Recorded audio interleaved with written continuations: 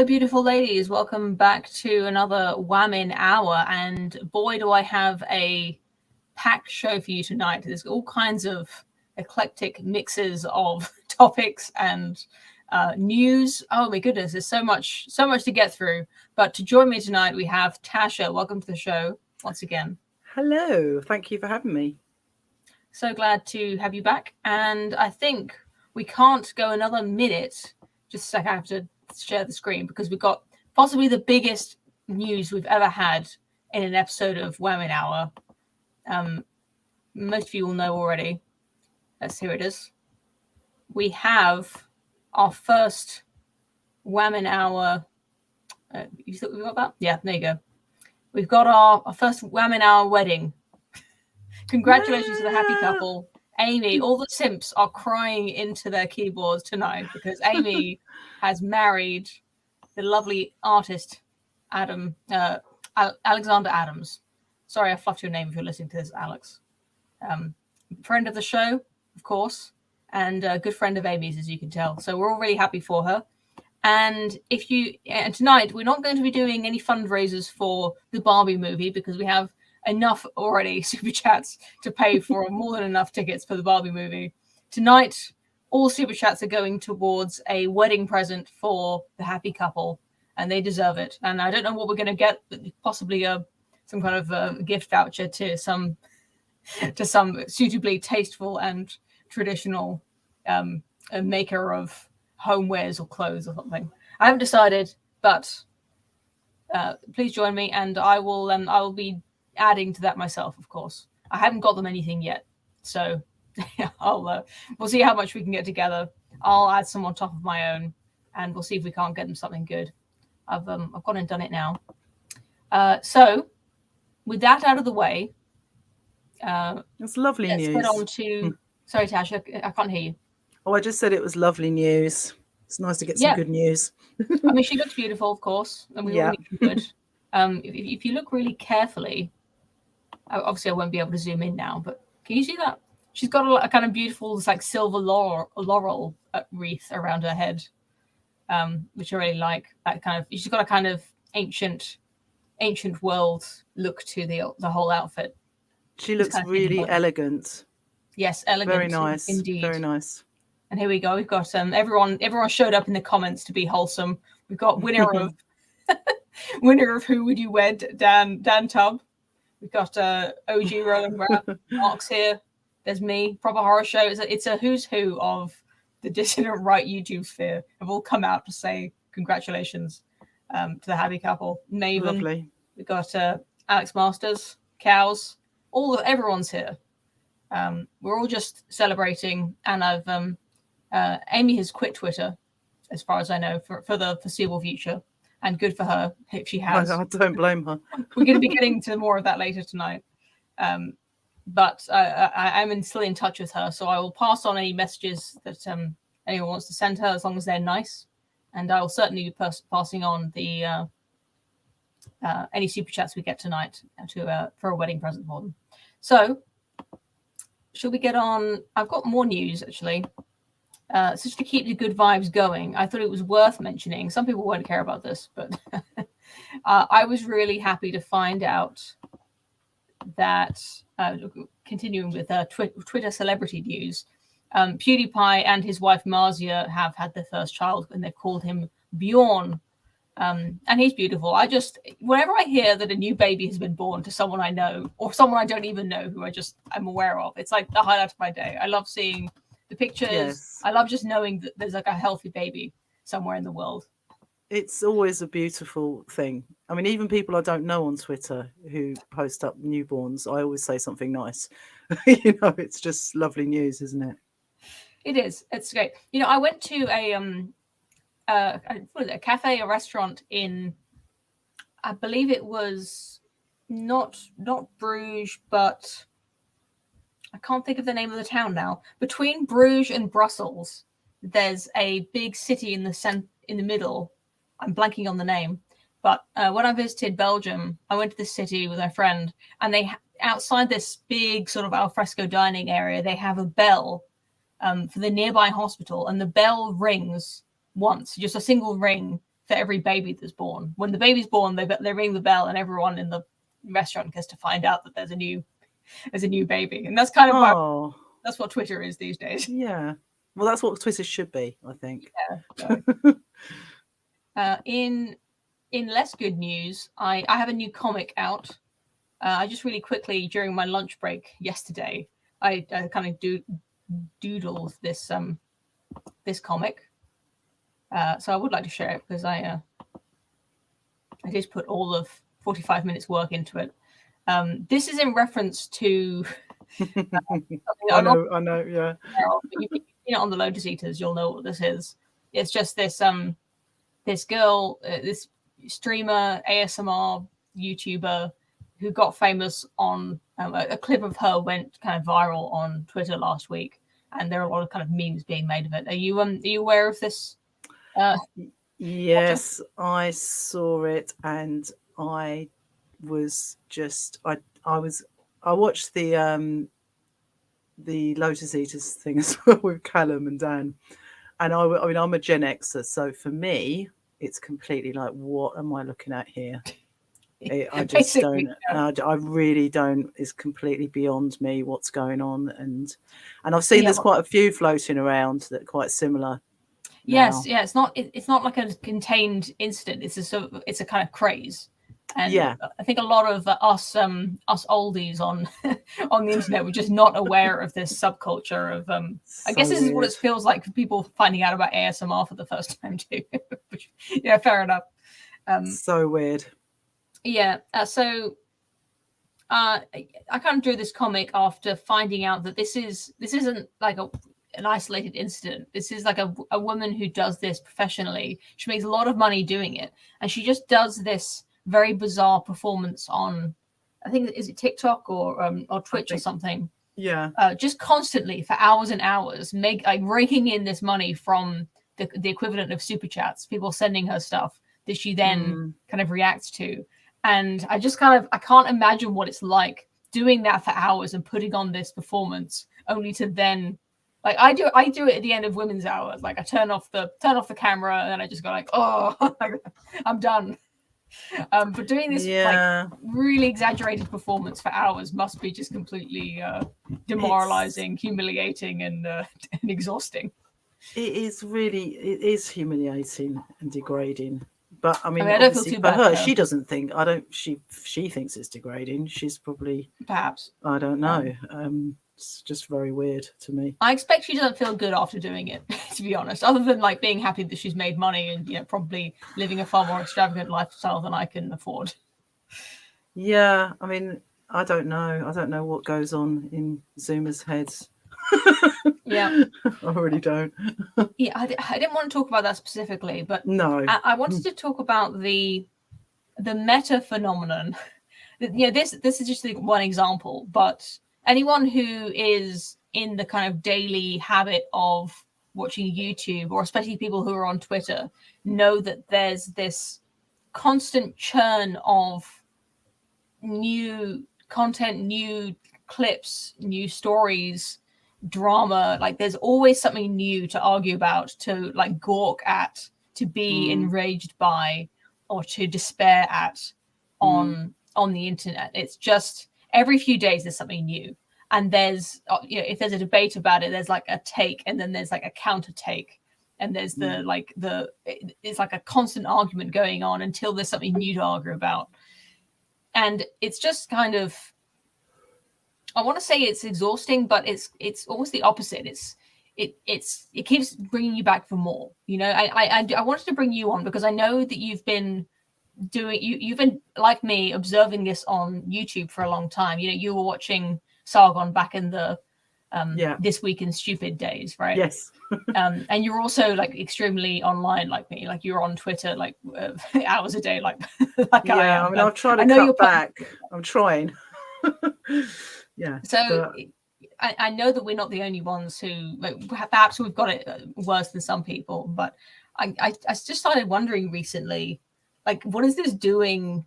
What is this doing to us? I'm not the first person to question whether Twitter was a good idea, obviously, but I also wonder, like, what is it all for? Like, we're all here, there's like hundreds or thousands of us all gathered around, gawking at the latest thing and arguing and coming up with like the funniest quips or the cleverest takes on whatever is going on, like a new woke Disney movie, or some crazy article that just says something is racist or patriarchal, or some new low that has been reached. But when there's like a lot of grifters have made a lot of money on it, and a lot of people who I sincerely like Sargon and his Lotus Eaters, they've made a whole business out of analyzing this stuff, debunking stuff that's obviously incorrect, and sort of dissecting it in a way that is interesting. But I do wonder, like, it's cathartic, and people say like, oh yeah, it keeps me sane. But really, what is it all for? Like, what are we doing? Like, shouldn't we all just stop? Like, can we all just like log off and try to live our lives, because we're not achieving anything? I think I've been thinking about it, and I started getting into it because I was a stay-at-home mum to begin with, and my daughter was really little. So obviously, in between taking her to the park and naps and things like that, I moved away from a lot of my friends that I sort of would have maybe have lived close to traditionally. So before all this, it's the classic, I would have had a community of people around me before the internet. You would be going around to people's houses maybe and talking and gossiping and talking about all the things that were going on. And we're naturally more drawn to the negative, fearful stuff that we need to be watchful for, because traditionally, I see a lot of these videos. I'm going out. I'm going off on a bit of a tangent here, but imagine if I'm looking at it completely sort of on a sort of evolutionary thing to begin with, right? So imagine you're in a community or a village or a little sort of tribe of people, and someone will go off on their horse and go off for an hour and then come back and go, hey guys, there's this thing that we need to be, there's an animal in the forest that's going to come and get us. Or I think there's this other tribe coming, or there's ships on the horizon, right? And that person's gone away and come back with this news to warn everyone about, or something that we ought to be worried about, something to be fearful for. And that person is going to be like the hero for the moment. Yeah, because that person has told the community or warned the community about something that they need to be worried about. I think in the absence of that, I could be completely wrong here, but in the absence of that, we are now communing online. Yeah, and we have been for quite a little while now. And we found our little kind of tribes, if you like. And depending on what tribe you're in, your fears are going to be the things that worry you or concern you, or are it's the end of the world or civilization or whatever, are going to be different depending on the people that you're like-minded with. And I think so there's something really deep in that thing of alerting one another of things that we need to be worrying and careful about to have each other's back in a way. So I think there's part of that. There's also the sort of friend-enemy thing going on, which is alluring. But also, I just think in human beings, I mean, who wants to watch a movie when nothing bad happens? Where is this movie that we're going to be enthralled by? It's called... Does it exist? No. Jon Favreau made a film where nothing bad ever happens. And I think it's called Chef. I mean, I've never looked at this. I was outraged when I saw this. It's there's no problem in it that needs to be solved. Yeah, basically. Nothing. It is called Chef. Yeah, it's a 2014 film with Jon Favreau, who I think people might know from like Iron Man, and he recently like directed the. He wrote Elf. Sorry, this is a real tangent, but it makes me so mad, that film, because this guy, he's a chef. Jon Favreau plays this chef, and he loses his job at the start, and he starts a food truck. And from that point on, nothing bad happens from the start to the end. It's like he makes good food. People come to buy the food. He has a thing with Scarlett Johansson, and then they get together, and that's like the whole film. It's just him making food. It's like Okay, but binging he with did Babish the movie, overcome and something at the beginning, though. He did at overcome. least Yeah. go on. Mm. No, I know what you mean. So yeah, we're drawn to hearing about bad things that have happened, bad things that are going to happen, and Yes. it's in the description of Also, this video. I called it rubbernecking. Like when you when you drive past the car crash on the motorway, you want to see who's that? Like what happened? How yes. bad is it? Like you want to see the crumpled up car, the turned over. Yeah. You want to see the people standing around, like see if they're all right. You want to see if there's You, like an ambulance. Like why? Like these aren't people you know. You can't help them, but you want to know, you want to see, because it's more interesting than the but I beautiful don't think sky it's and just. the I don't even think it's just interesting. I think that we are built to need to know this stuff, you know, on a deep level. For example, if you're a parent and you've got a toddler, if you're in a park and there's no one around and the toddler's on the grass in front of you and you're having a little picnic and there's no dangers, you can relax. Yeah, you can just go, you're not on high alert, doesn't matter. You don't have to be scrutinizing or taking that much in. You're just relaxed and chilled. Or the toddler's having a nap in the next room, you can go and relax and do stuff. If you're walking down the middle of London on a busy day with your toddler holding your hand, you're going to be on high alert, looking at everything that's going on, because you want to be prepared. And I just think that we are geared towards looking for possible dangers or possible things that are negative or things that could go wrong to prepare us. We're just instinctively geared that way. If everything's beautiful and wonderful and going well, you kind of don't need to do anything. You can just yes, relax, yeah, and I think when you go online and scroll, it's that whole doom scrolling thing. I think there's something that you're almost a little bit on high alert mode. You're hunting or gathering. There's something about the scrolling, which is you're kind of looking for stuff, aren't you, really? yeah. You're I made this video a few months ago, maybe even like last year. I haven't made videos in ages, but I made this video about how this idea of the like ideological pipeline and the way that I've started sort of noticing the way that I interact, and I think other people do, with their sort of political content on YouTube and Twitter, but especially like podcasts and YouTube, where it's like I'm farming for new interesting ideas, and there's a lot of this like scary stuff as well about like where is this all heading? Like the country's getting worse. Work is taking over everything. Like films aren't good anymore. yeah. There's a lot of that, which is it's kind of entertaining. But then there's also a lot of intellectual content. It's the kind of stuff that I try to make that is also really interesting. And same thing like audiobooks and podcasts, where it's just it's a form of entertainment for Yeah. people like us, where you're doing the washing up or something. You just want to listen to something, and Yes. the radio is too, like, you don't like the new music, or you don't like the insufferable presenters or whatever. So we formed our own form of entertainment, our own radio that we can just listen to when we have some spare sort of attention that we getting too bored or whatever.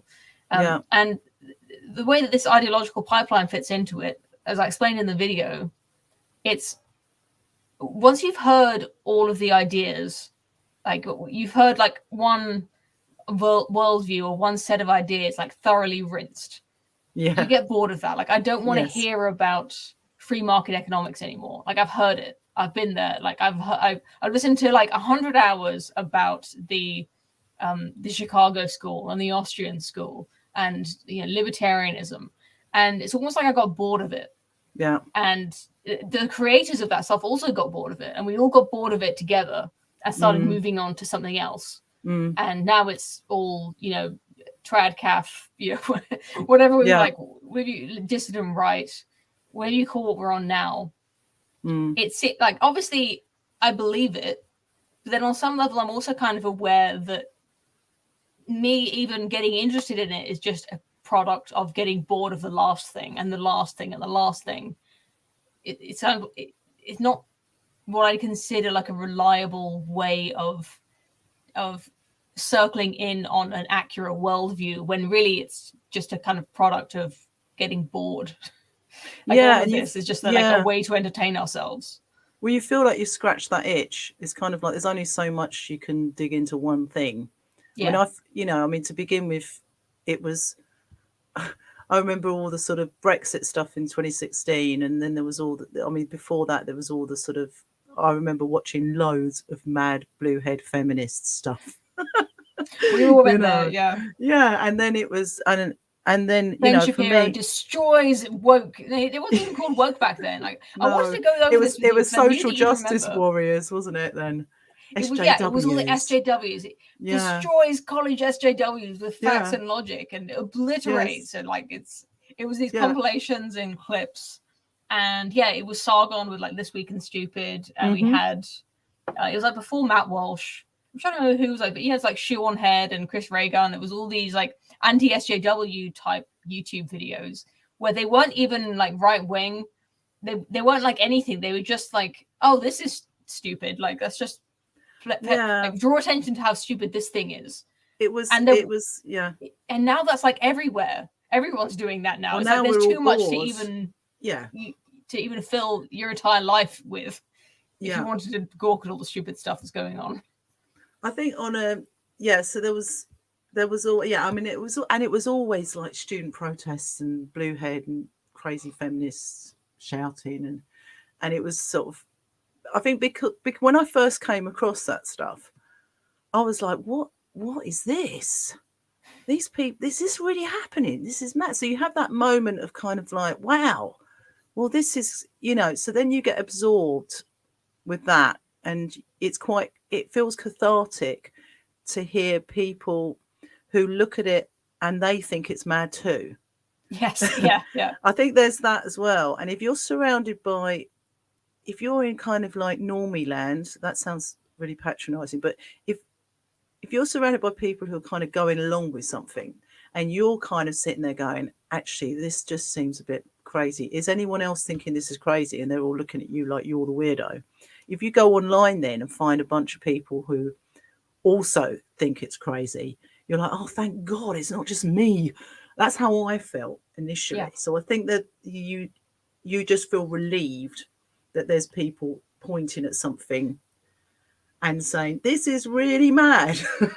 God. There's been a lot of hay made of that, that exact itch that you're talking about. And that kind of hunger for that exact catharsis, the way you describe, of just having that sort of feeling of sympathy with, what do you call it, camaraderie. With someone on the screen, feeling like, oh, there's someone else who thinks this too.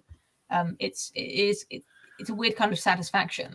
But we've entered a weird time though as well, because I feel like I've, in many respects, because a lot of people that I was hanging around with a decade ago were essentially sort of left progressives, really. I mean, not really political, but I guess I was swimming in those circles. So for me, around about 2014, 2015, I started to kind of go, I don't think I'm on the same page as these people with a lot of stuff. So I found that finding people online on YouTube, etc., and on Twitter, when I joined Twitter as well, it felt like a huge relief for me, because I really felt like before that I was going mad. And I felt like I had more in common with these. Also, the whole setting of like what you're doing here, what we're doing here, and watching people having conversations live on YouTube, you feel like you're sitting around with friends in a way. There's something. It's not like TV used to be before the internet, where it was all scripted and in a studio, and it was very much those people on the television, then there's us normies. Yeah, when you're watching people on YouTube having these kind of conversations, you feel like you know them, or you feel like you could be in the room talking to them. There's that kind of connection, and I think there's something really compelling about that, because people, I think, were just screaming out for authenticity. Seeing people on the screen who are just people who are being honest and speak, so there's a real sort of there's a allure there. So, but to begin with, I was really kind of drawn in, And then Twitter as well. You finding people who you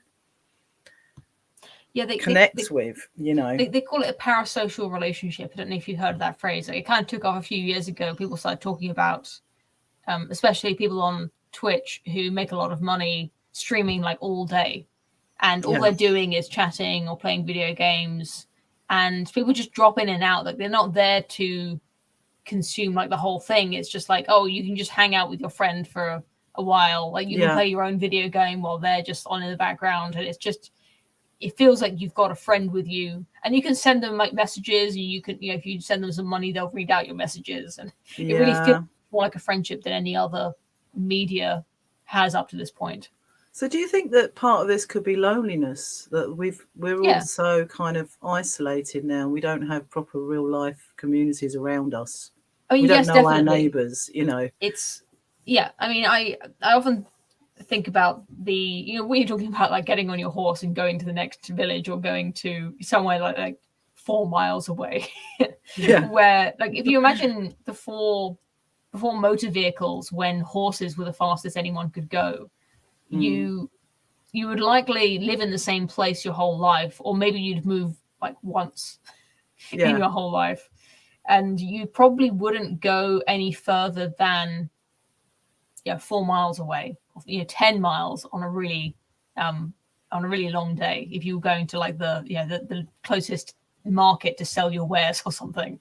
Or if you're really rich, maybe you could go holiday in a different country, or in Bath, in a different house. You can imagine what the sense of community would be in a place where everyone had lived there their whole lives and had never gone anywhere else.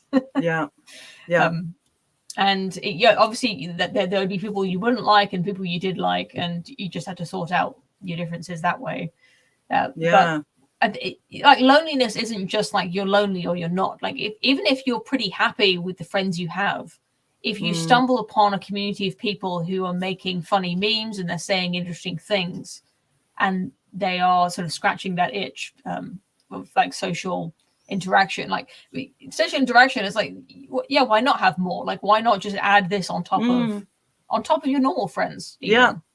And especially when these people are like more funny, or in some cases like more physically attractive and more charming than your real life friends are. Some people start to kind of favor more interesting. Sorry, what was that? More interesting, because if you're finding something on YouTube, chances are they've already got a following, a kind of substantial following. Really, they've got more than 10 followers. If you're going to find them, so, and that would mean that they've got something interesting to say. So they're not just the boring bloke in the pub ranting off. He's been telling you the same story for the last 10 years. And you're like, oh god, not this one again. Absolutely. It's just kind of scalable in that way, where instead of being friends with the most likable guy in your village, you can be friends with the most likable guy in your country. To a lesser extent, you can follow him on Twitter and get all of the in jokes, and even if you make a really funny like reply, maybe he'll respond to it on whatever platform. You get to the front page of the subreddit for PewDiePie or something. And I think there's something. So if you are in, you see, I mean, I didn't use Twitter. I was on Facebook. I mean, originally I was on MySpace. Nice. And I really liked MySpace because it was the whole sort of music thing. It was really good if you were into music, And then I went onto Facebook like reluctantly, because everyone at work was going, "Oh, Facebook's great," and I was like, "Oh." So I just your real name and your real place of work. Yeah, and then to begin with, we were all throwing sheep at each other. It was all very funny and doing little quizzes. Do you remember that? I forgot about that. And it was all really silly, and I quite enjoyed the sort of silliness of all. And it kind of changed. It sort of changed quite quickly, really. And I was distracted with being a mum, but kind of going on it, and then it all started. It was almost like overnight everyone got political, and that's where it all got really insufferable, because all this was that like 2016, or was it before that? I think it was kind of more like 2014, 2015. You see, with all my sort of circles of friends, we were never really political. I mean, you had the odd person kind of ranting off about the Tories or in the NHS. That was the sort of world I was in. But I never really got involved in those conversations because I didn't really care. We were talking about other stuff. We're mainly sort of talking about music or movies or cultural stuff or stuff from our childhood or sharing photographs. It was anything but. And then it all just sort of almost overnight. Then I realised that there was this kind of chasm because they were saying things, and I was just kind of starting to feel like I really was on a different page. And when Brexit happened, everyone in my little echo chamber online, they were all really staunch Remainers. And it occurred to me when the vote happened, it was a massive shock because I thought, oh, I'm in a complete little bubble here. So that's when I wanted to go off online and find people who'd voted for Brexit because I wanted to see what they had to say. I really felt claustrophobic. And it made me realise the power of being in that echo chamber thing that everyone talks about now. We all know all about this. This is old news, you know.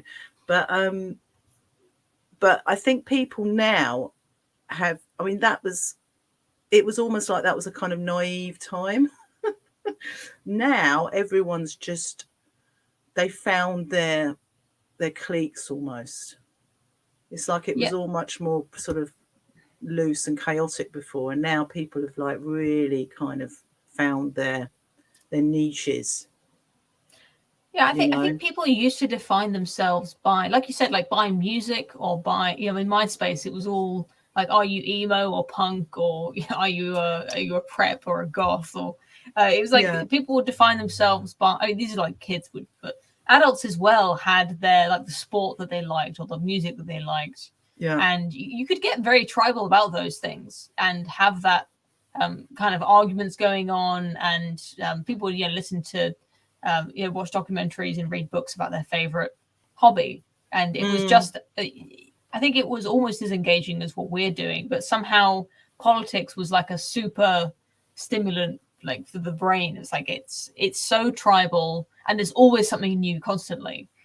That makes it super engaging, or maybe it's just us here who finds it more engaging. But it feels like you're saying, it feels like a lot of people who were not interested in politics before suddenly started getting into it. Well, I'm one of those people. I mean, I went through the whole. It wasn't until I hit 40. It wasn't until I was in my early 40s when I started engaging with the stuff. Before, I just thought.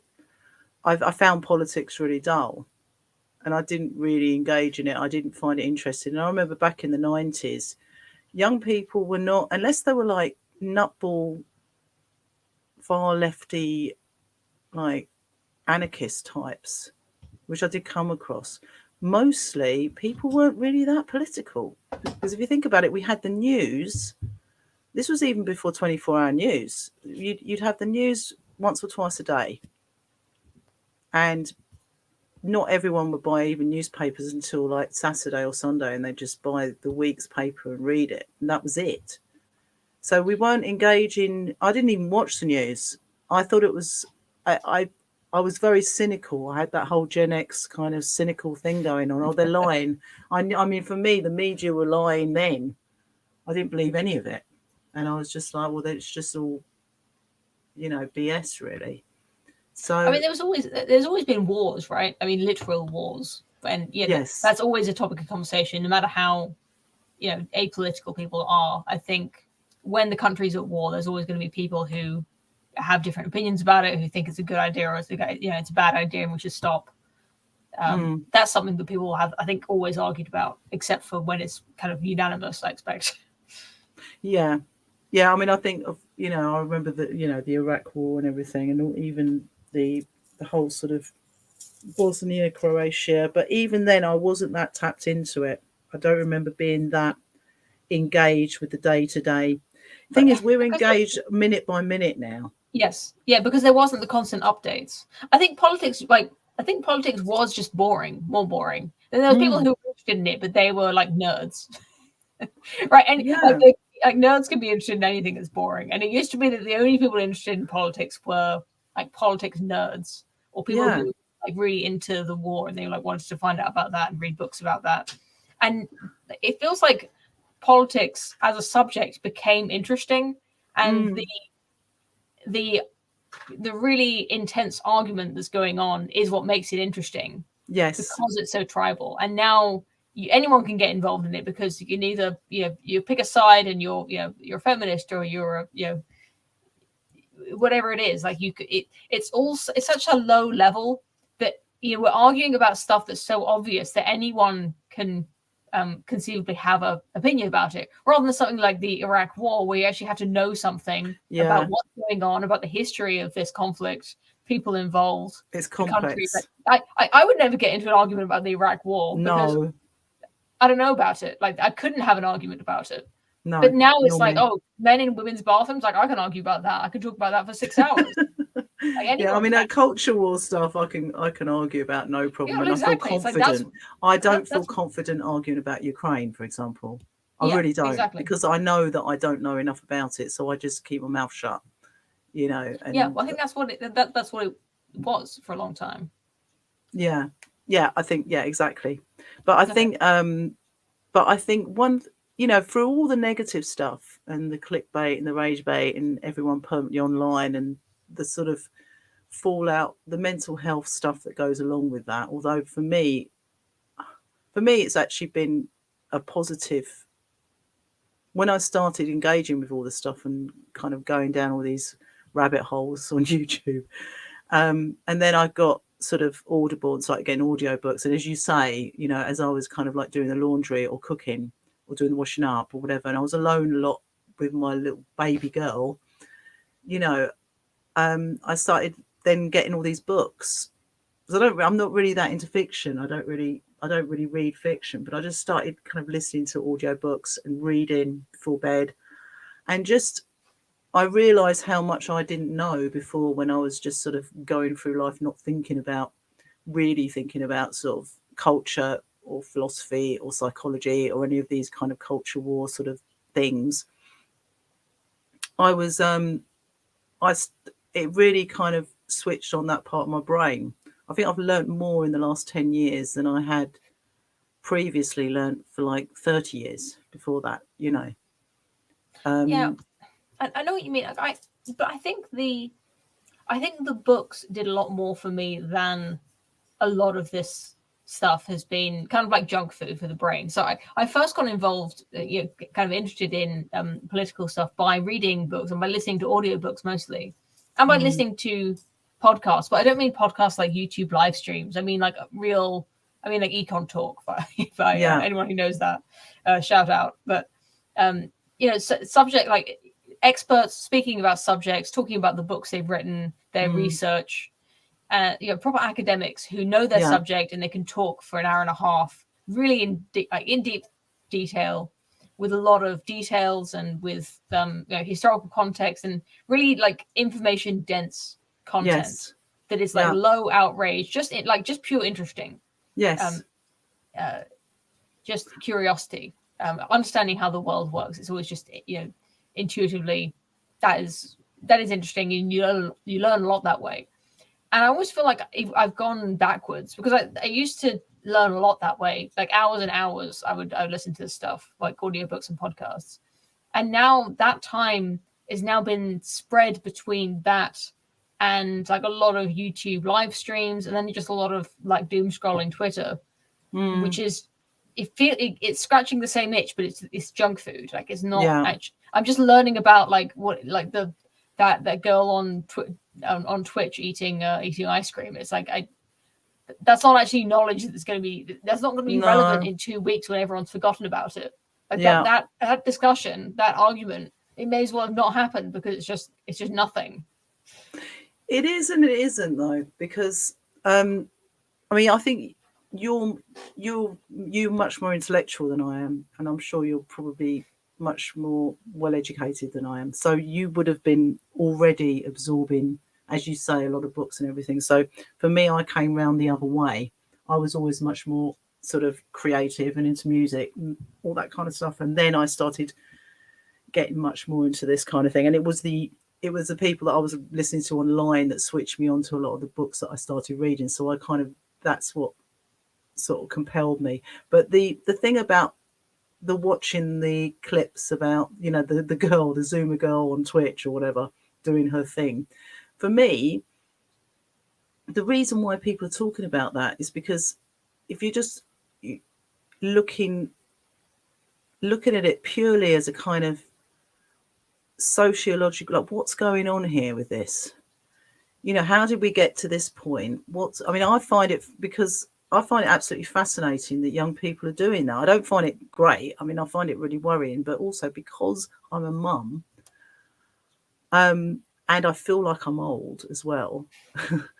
I want to actually have an understanding of what's going on with all this stuff so that I can navigate when my daughter becomes a teenager and starts engaging possibly in, she's, you know, I can't shield her. I can keep her offline or off social media for as long as I possibly can, but she's going to be engaging with the online world. I want to understand what's going on with it. So I do, for me, there is a point to, I mean, it might feel like fast food, like watching, and it is silly, and a lot of people are going to be arguing about it. A lot of people are saying this is just a fad, and it's just a silly fad, and it's not important.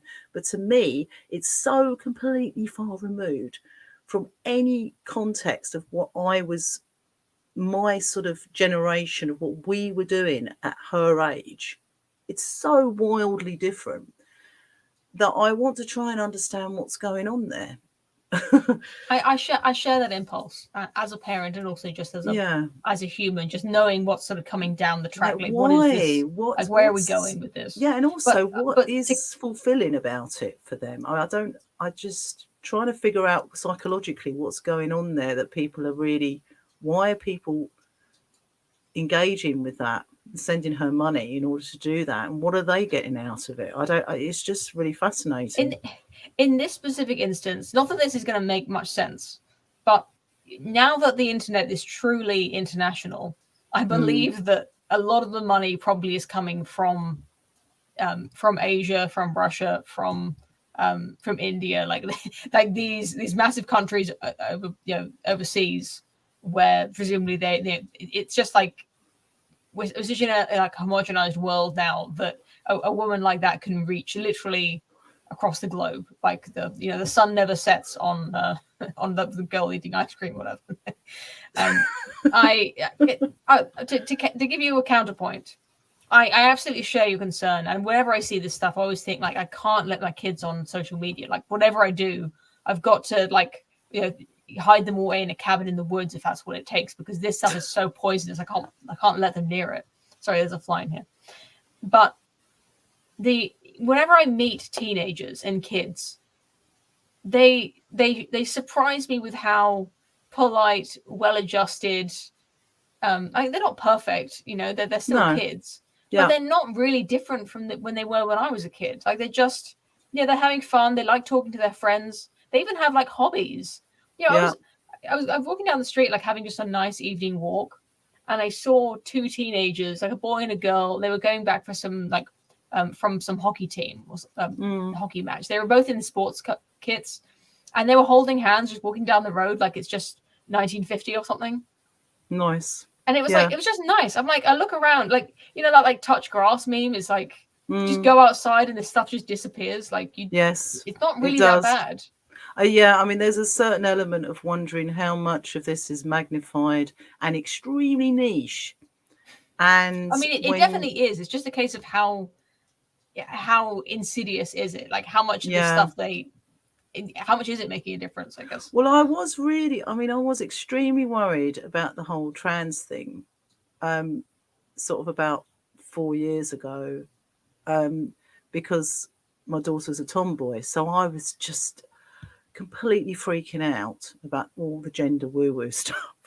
Oh no, my daughter's a tomboy. They're going to try and tell her she's a boy and she's not. She's a girl, and it's fine that she's not into girl things and all this. And then they was like, oh, but then there's a feminism, and then I don't want her to be filled up with all this feminism. And I was just, and then I realised, I just thought, I looked at her and I just thought, she's actually going to be fine. She's going to be fine.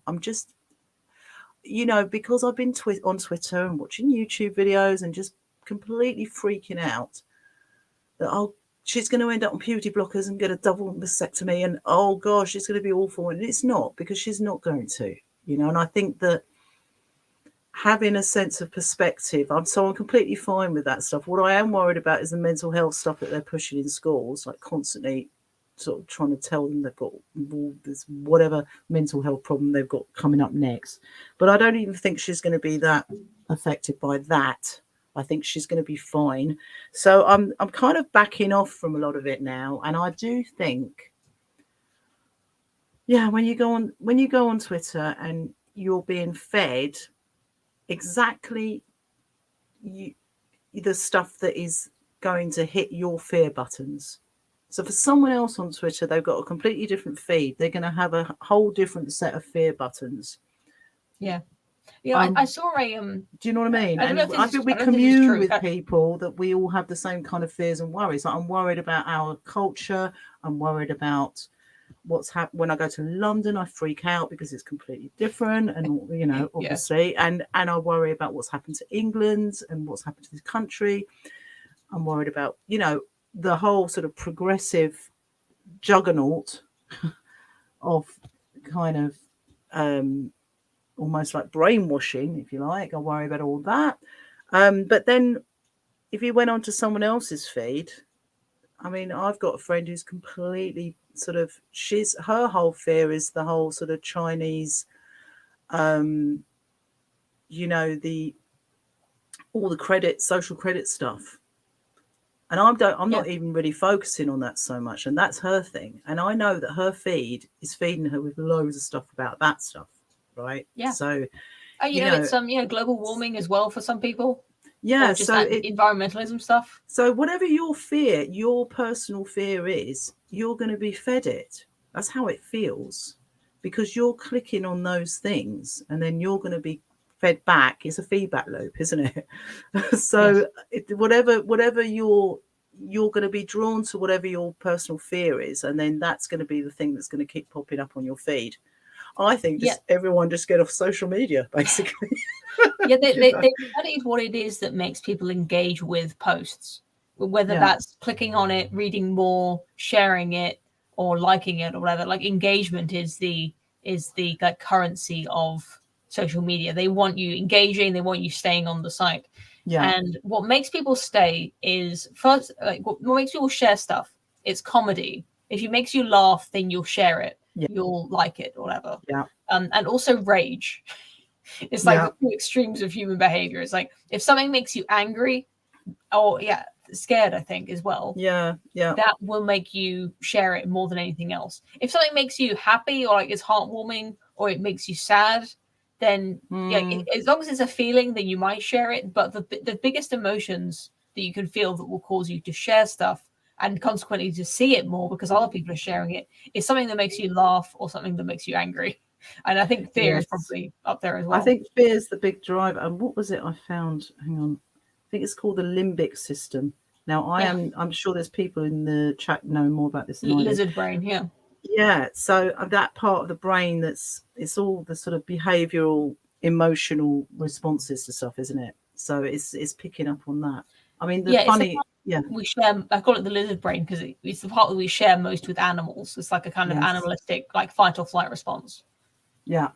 So that's what I mean. I think social media really feeds off that, and it is a feedback loop. So you're just engaging. It's like, I mean, there's some stuff that's been going viral for a while now, which I don't even click on anymore, because I know that if I click on it, it's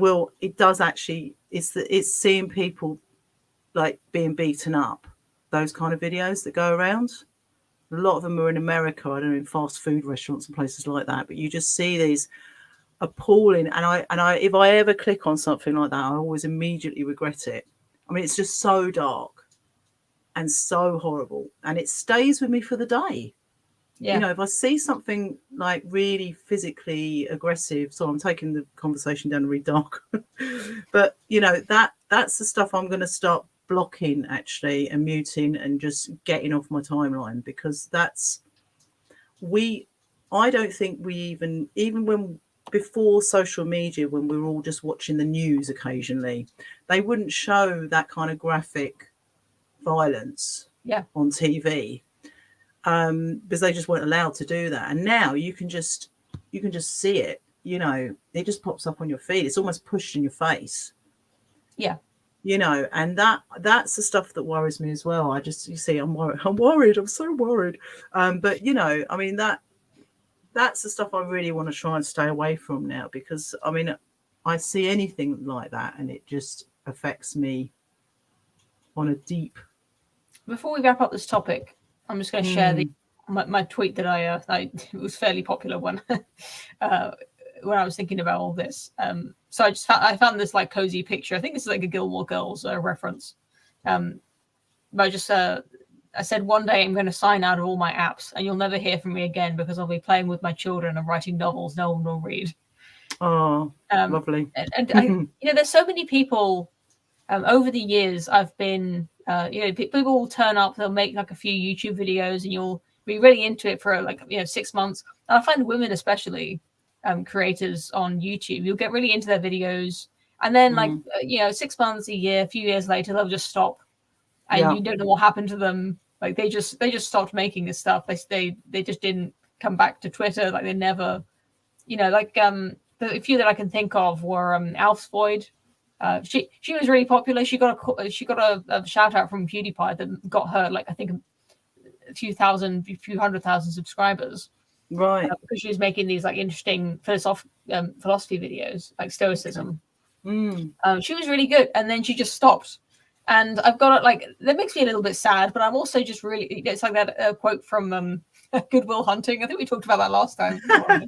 You know, it's just like the best part of my day is when I think you're not going to show up. Yes, it's like good for her. Like honestly, like she made it. Like she left it. Like good. Like I'm happy. She got out. I bet she's happier than me. You know. Yeah. I bet she's having a good time. Georgia Free was another one. She was like an Australian. Right.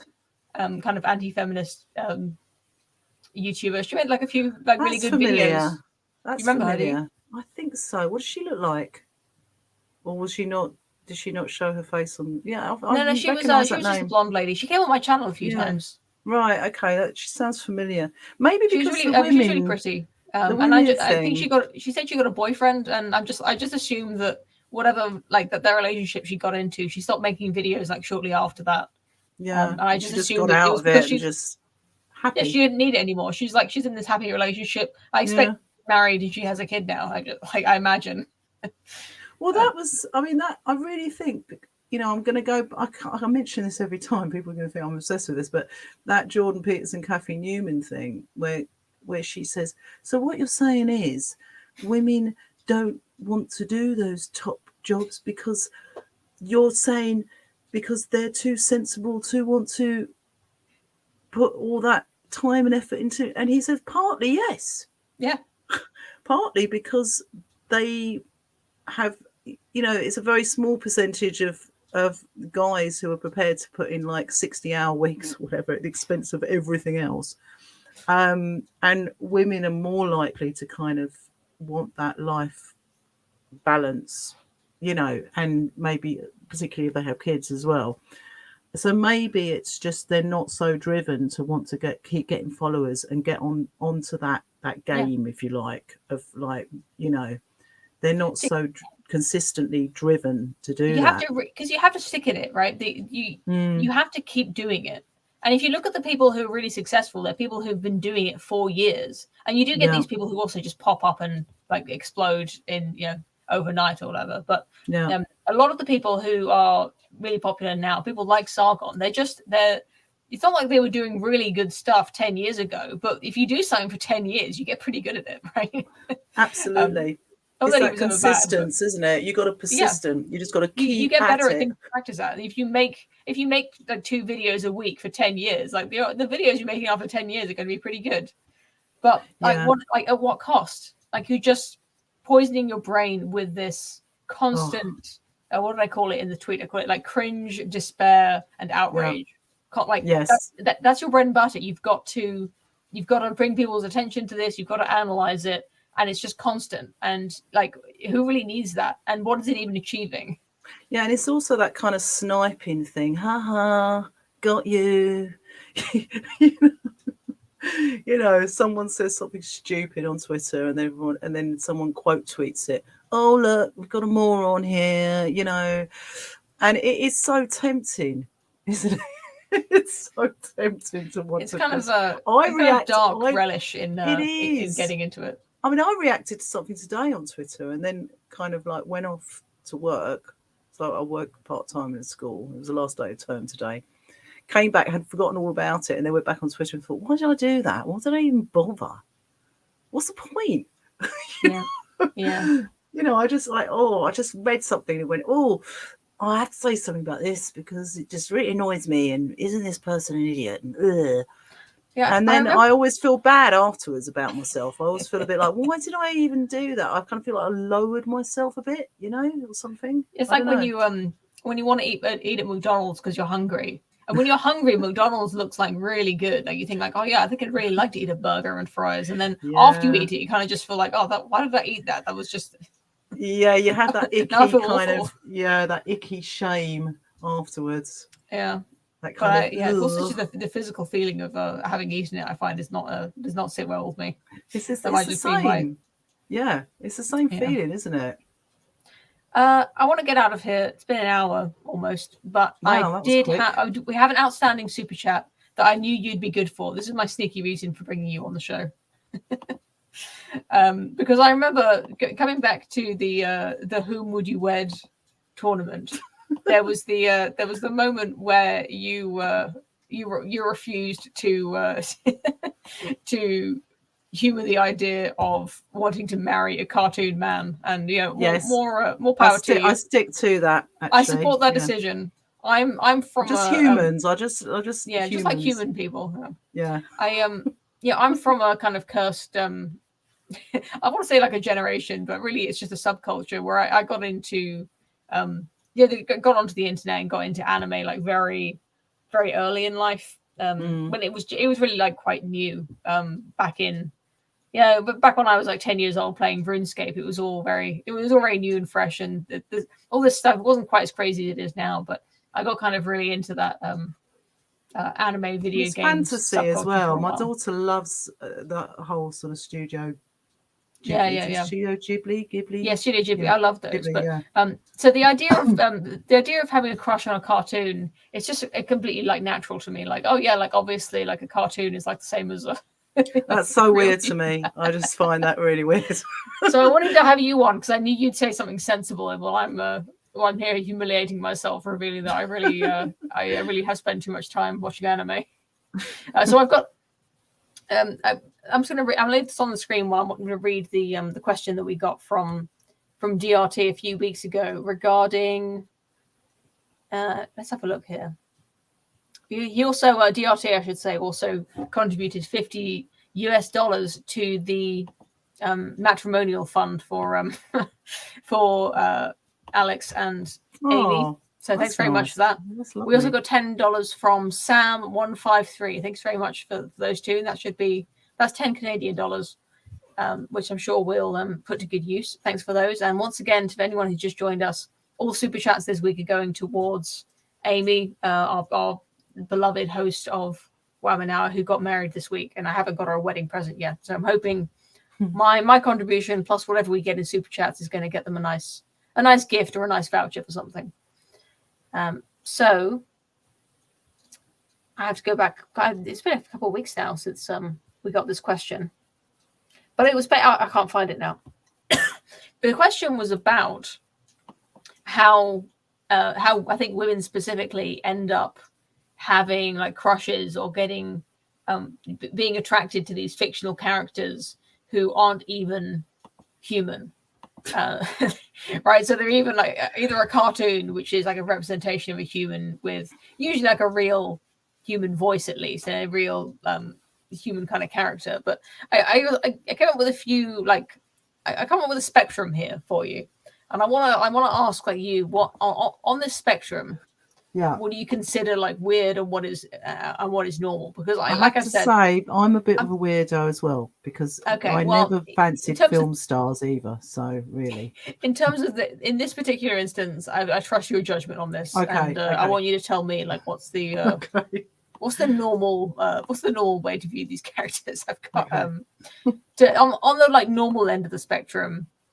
I may have even gone too far just for this one. I've got this is a video game character called Geralt of Rivia. So he's played by Henry Cavill. He's not strictly. I think he is like a human type of character, but he's got these like yellow eyes, and it's what they call a Witcher, which means he's a beast slayer. So hang on. So I'm a bit confused, right? You have to just pretend you're talking to your grandma or something. Yeah. Okay. Okay. So this is a game, right? Yeah. Okay. Yeah. So the Right. one on the left is a game, and Okay. they made the game. Actually, it started off as a novel, but they Okay. made the novel into a game, and they made the game novel franchise into a TV series for Netflix, which is why Henry Okay. Cavill is on the right there. Ah, okay. Right. But I So wanted to ask you, presumably Henry Cavill playing a slightly magical version of a human is that's like fair game, right? That's yeah, I that's can okay see to that. find that The attractive. guy on the right, is that the Cavill guy? Is that who you're talking about? Yeah, he looks cool. Yeah. What's your feeling about fairly realistic 3D animations of humans? Is that like a cartoon, or is that like? I think no, it goes. That's okay. It then enters the realms. Look, this is me personally. Yeah, it has to. It always has to be. As soon as it starts to look like it's not a real human, it's that uncanny valley thing, that people used to talk about. Yeah. It's something like inside me just goes, it's not human. Even if there's too much CGI in a film, I switch off. Yeah. So, and I can I'm not an expert on spotting it. My husband will spot CGI. He really sees it really clearly. I would just sense that there's something not right, that's not real about it. So I'm kind of very real with that. And for me, even characters in movies, if they don't, unless it's a kind of fantasy sort of, I don't know, Game of Thrones type thing, I can kind of get into that, because I can kind of imagine that I'm into a different world, I guess, as long as the actors look like real people. As soon as it gets too CGI'd or too messed around with, then I'm gone. Then it's not real anymore. Counter example: this is a human actor in makeup playing an alien, a half alien man. Yeah, it doesn't do anything for me at all. In this particular case, or just the idea of him being an just alien? The idea of fancying an alien is just like I don't. But Superman is an alien, as I pointed out on Twitter. Yeah, but I wouldn't be drawn if I watched an old Superman film with Christopher Thingy. I wouldn't be drawn to the fact that he's Superman. Like, oh, I'm going to meet some guy who can fly. Yeah, I'll be just looking at him as an actor, thinking, oh, he looks good looking, and he's acting quite cool. Okay. But it's not this. It's the superhuman thing isn't what I'm drawn to, because that's just too weird and out there. But even as the character of Spock, he's obviously putting on an act of being more being logical and being emotionless. That I've heard some women say is it's a facet of masculinity that a lot of women find attractive, and so even though Spock is like this turbo nerd character, it does it for some people. So even though it's like an aspect of his kind of alien personality, I was curious to hear, like, I mean, obviously, if Leonard Nimoy doesn't do it for you, it's not going to. Well, I think even that for me, I've always I mean, this is just me personally. I like humor, for example. I like guys. I like guys with a good sense of humor, and almost even if it's sort of self-deprecating, because there's something very human and real about it. So I'm very sort of real. So the idea of that, I mean, even the sort of extra nerdy anything too, like, I was never ever into guys that were too serious. For me, if they haven't got a sense of humor and you can't have a little bit of fun, then I'm gone, basically. Well, that's fair enough. I think I can understand that. Yeah. Even if it's a dry kind of cool humor, that's quite nice as well. But it doesn't necessarily have to be silly. Yeah. So this was the. By the way, I know this is going to be way like this is. If Spock is too alien for you, this guy is definitely out of it. But is anyone attracted to this? No. This is the character that was specifically mentioned in the super chat, where he's. This is from a video game. Not only is he CGI, he's also an alien, and he isn't even like. He's human. He's humanoid. He's got 2 legs and 2 arms and a torso.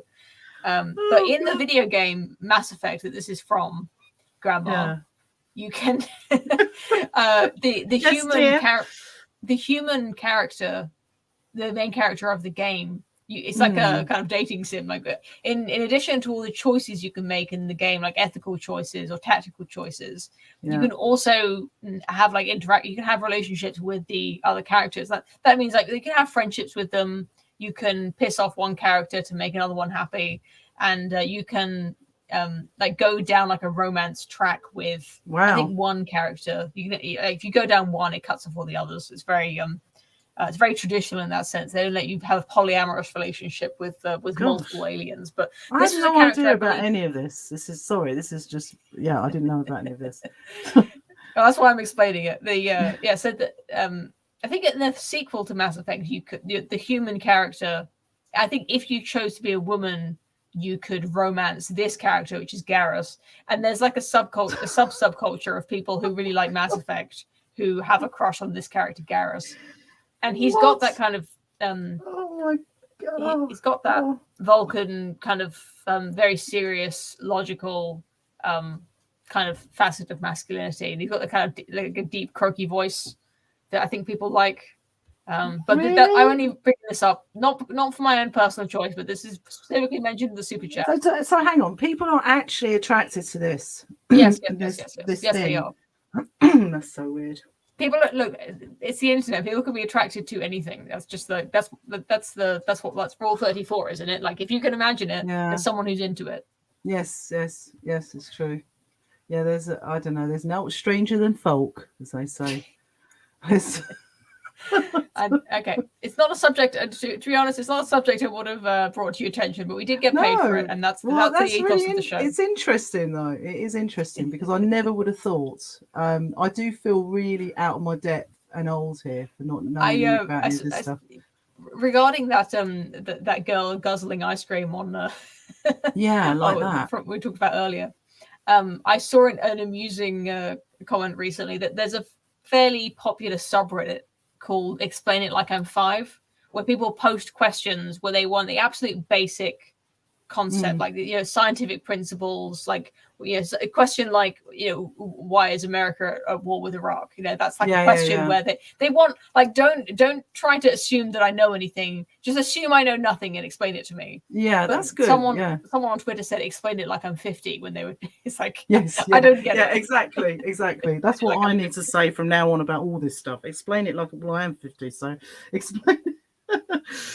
I mean it's just, but at least the girl who's doing the little ice cream noises, at least she's pretty. She's in a very young way. She's not an alien. She's not like the picture you just showed me, for example. She has put filters on. You can tell that there's there's kind of skin smoothing and the blushing and like I think there's even like a lip plumping and a white teeth whitening and eyes are getting bigger and there's like these really. I mean, I want to say it's subtle, but it's not really subtle. Like the number of filters. Well, she's got the ears as well. But the thing is, she looks. I'm just comparing it to what you just showed me. That picture of so, at least I can recognize it, even if it's been kind of artificially, I can recognize that there's a human girl there. Tasha, can I just had an idea for something.